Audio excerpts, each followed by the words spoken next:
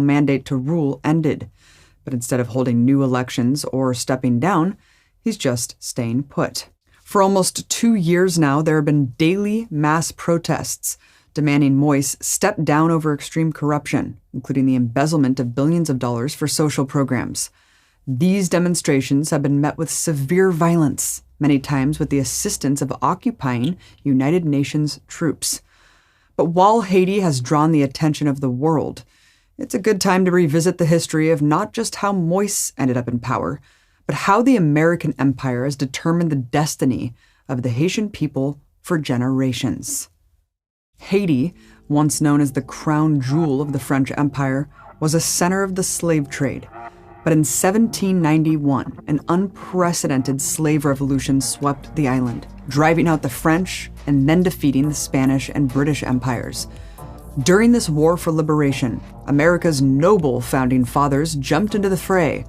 People like George Washington, Thomas Jefferson, and other slave-owning politicians rushed financial and political support to their slave-owning counterparts in Haiti. Against all empires, the Haitian people were victorious, and in 1804 established the first ever free Black Republic. In those early years of Haitian independence, the United States had barely started to become an empire. In the late 19th and 20th century, after completing the vicious colonization of native land from coast to coast, this baby empire took its first steps as a territorial empire. In 1915, U.S. Marines invaded Haiti. The first act of the invading Marines was to seize all the gold from Haitian banks and transfer it to the National City Bank of New York. All of Haiti's banks were put under the control of American banks. The United States announced that Haiti was now under the rule of a new constitution. A constitution written by Franklin D. Roosevelt, who, of course, was not Haitian. This new constitution allowed the purchase of Haitian land by foreign capitalists, which began immediately. But with revolution in their blood, the Haitian masses fought back against this new colonial rule. The most famous and beloved leader in the anti-occupation movement was Charlemagne Perrault. So the U.S. Marine Corps hunted down Perrault, executed him, tied his dead body to a door, and paraded it through the streets of Haiti for all to see. They had a photographer capture an image of the national hero's mutilated corpse, put it on a leaflet, and dropped thousands of them from airplanes all across the island. American rule of Haiti began with acts of sheer terrorism like this. The U.S. military occupied Haiti and ruled it as an outright colony for 20 years. But colonial rule gave way to neo-colonialism, where the United States installed total puppets, but with rigged elections so they could pretend to be supporters of democracy. But even that was short-lived. In the 1950s and the 30 years that followed, the United States gave up on the veneer of democracy and backed the brutal dictatorship of the Duvalier dynasty.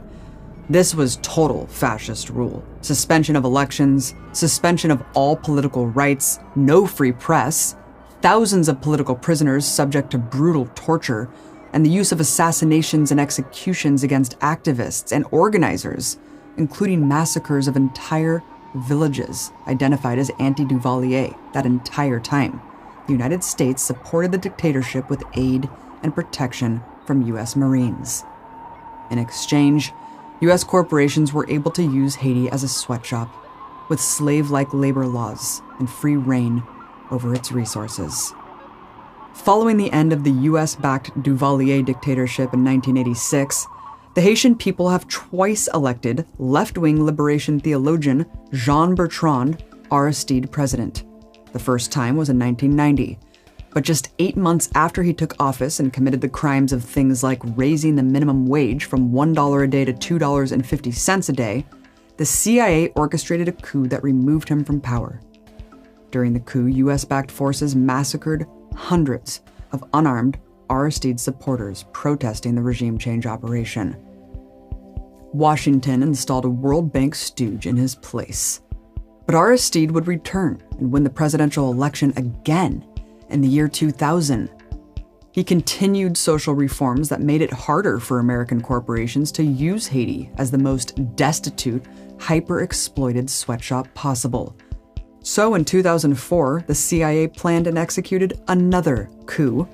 U.S. Marines again invaded Haiti, kidnapped Aristide from his home, and took him out of the country. Hold on for a second, please. President Aristide resigned. He has left his country. The Constitution of Haiti is working.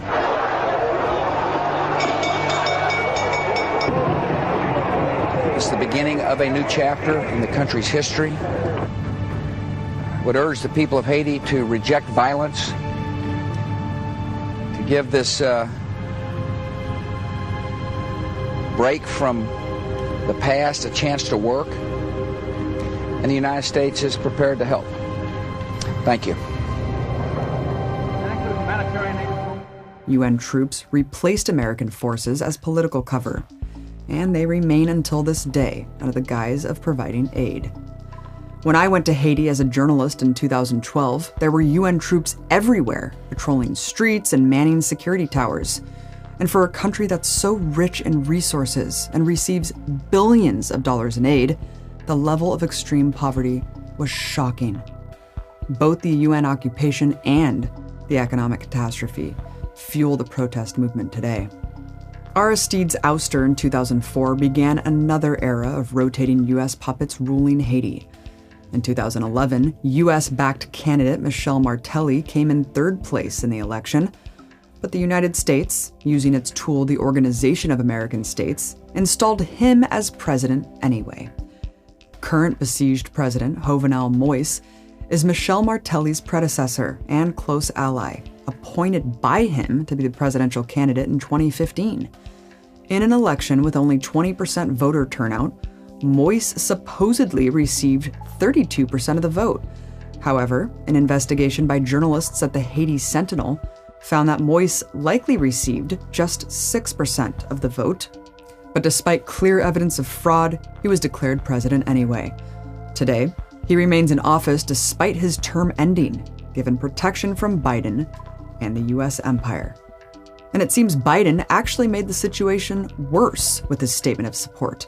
See, just 24 hours after Biden made the official declaration that Moïse should be in power at least another year, the regime began a crackdown on opponents, even illegally jailing a Supreme Court justice who disagreed with his claim to power, and rounded up dozens of other dissidents, including journalists. With Washington's backing, the violent repression of demonstrations went into full swing. Ever since the U.S. empire invaded and occupied Haiti more than a century ago, it's had its boot on the neck of the Haitian people. Today, they're fighting for the right to stand up, and the world needs to stand with them, especially here in the U.S., which has been robbing them of the future they want for far too long.